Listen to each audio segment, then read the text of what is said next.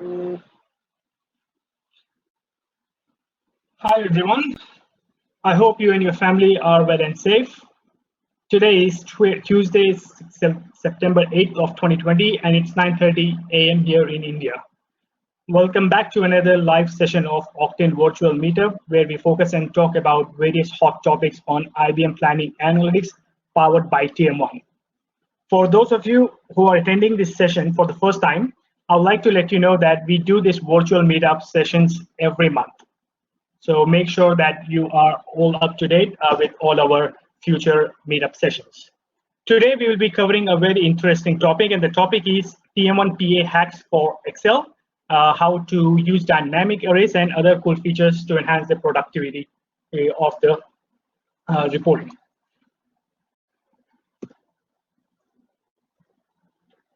Okay, I would like to start the session, but before that, I would like to introduce a bit about myself first. My name is Amin Mohammed, and I work for Octane Software Solutions as Senior Planning Analytics Consultant here in one of our Hyderabad offices in India. I've been working for Octane since 2017, and in fact, last year we celebrated last month we celebrated Octane's 4th anniversary. I've been working with IBM Business Analytics Solutions since 2011, and I'm a IBM certified planning analytics developer. During my career, I had an opportunity to work both as an in-house developer in Macquarie Group Limited, where I started off my career, and as well as go about to work as principal consultant in IBM before joining Octane. I've also managed upgrade projects for IBM Planning Analytics and migration from on-cloud premises to cloud. My email ID is mentioned in the last line of the slide.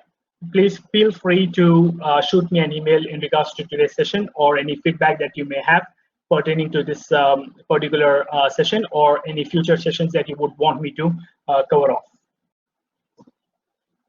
For the agenda, I have the following. So I'll start off about Octane, who we are and what we do, and then we will jump into the main topic for today's session, which is the TM1 PA hacks.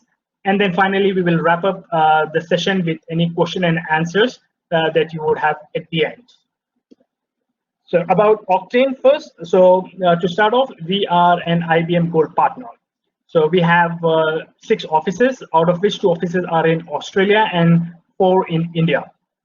Octane head office is based in Sydney, Australia. We have more than 40 certified IBM planning analytics consultants in our 6 offices.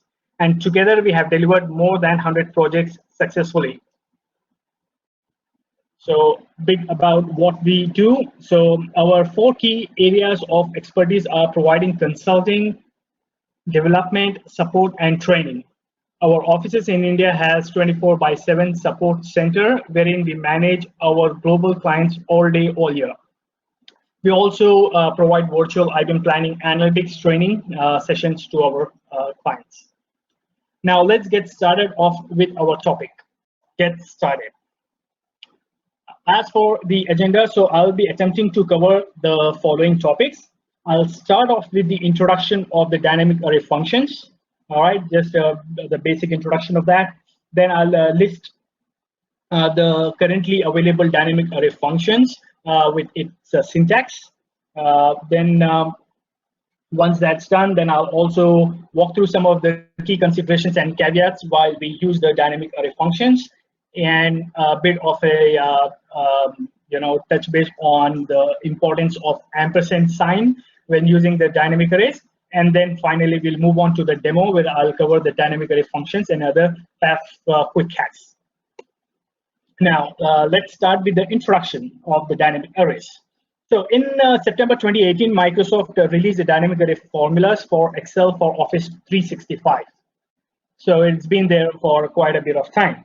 According to Microsoft, the formulas that actually return arrays of variable size are called as dynamic array formulas. So that's a very simple definition of what dynamic array formulas actually mean. With the dynamic arrays, there has been significant changes in the Excel's calculation engine. So you will actually see that as we do the demo. And as the name suggests, it's dynamic, meaning the formula can dynamically spill to multiple rows and columns, giving multiple results. Also known as the spill array or spill range at sometimes, and I'll also show you that during our demo what a spill range will look like. While the formula actually still sits in just one cell. So you do apply the formula in one cell, and then the rest of the cells will automatically apply that formula. So it is relative to the data of the cell, which means that if you add a new data and it qualifies a condition, the range resizes automatically.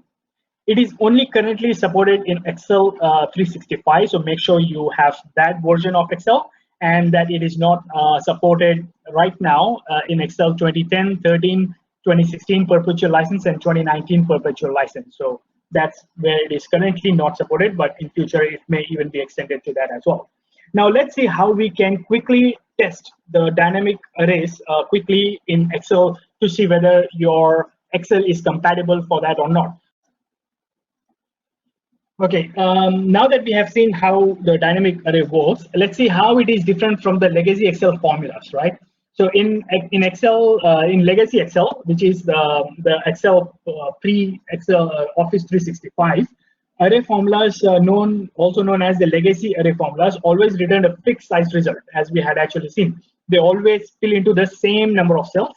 To enable array formulas, you had to first select the fixed rows and columns and then hit the Control-Shift-Enter.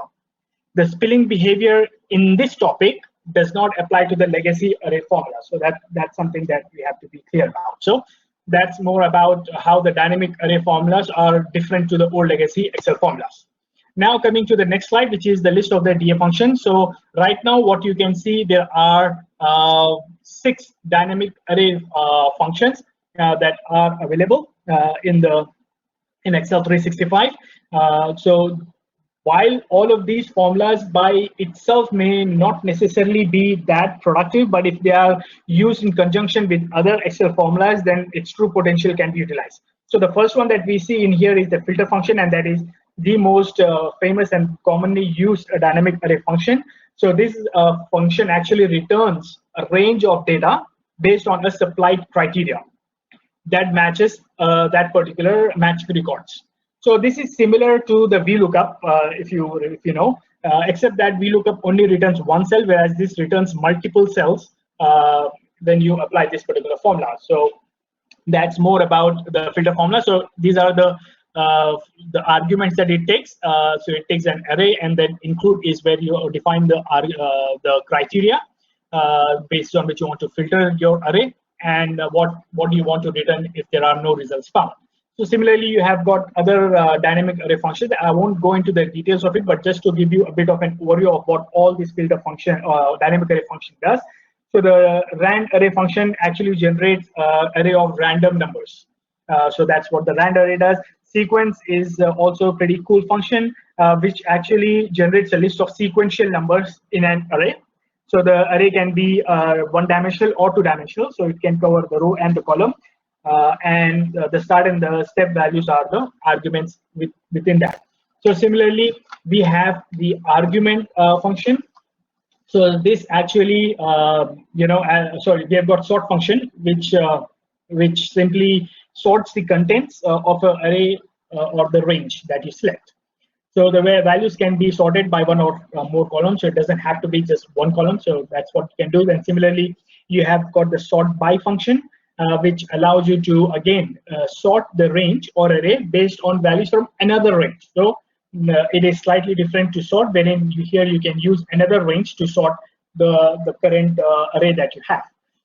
And then finally, we have the unique function, which is a very cool function again. And as the name suggests, so it actually returns a list of unique values in a range, in a list or a range accordingly. And then you cannot directly copy and paste the values from a dynamic array. You have to use copy paste values. So that's another thing that is slightly different to how it is traditionally done. Blue border indicates that you are within the spill range that we have already seen. Formatting, unfortunately, isn't spilled. So if you have formula, and if you want to apply the formatting in one particular cell and expect the formatting to be spilled as well, right now currently it doesn't. So you have to manually update the formatting. So you can even use this speed range in the charts as well to make your charts dynamic as well at the same time. Function. All right, so I'm going to use the sort, and for this again, the first argument is the array. So the filter function is going to give me the array that I need. And in this case, we know that this particular dynamic array report has got two columns, column number 1 and 2, because it's got the name and the salary. And we want to sort by the salary. So here is where I can use the sort index column, so for the argument, and I can pass 2 because I want to sort by salary.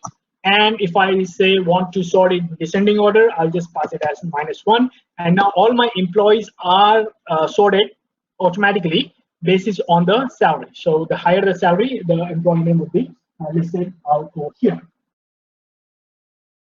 And then wrap it up under count A. So here is what I'm going to do. So count A, and here I'm using filter function, and my array is just get me the employee list. And for the criteria is going to be the same. And then I'm just going to do that. And there you go. So now that we got the value that we need based on the criteria that we have, we simply have to put this within our sequence function. And there you go. So now we have all the values, all the serial numbers pertaining to this particular report or the values that it runs.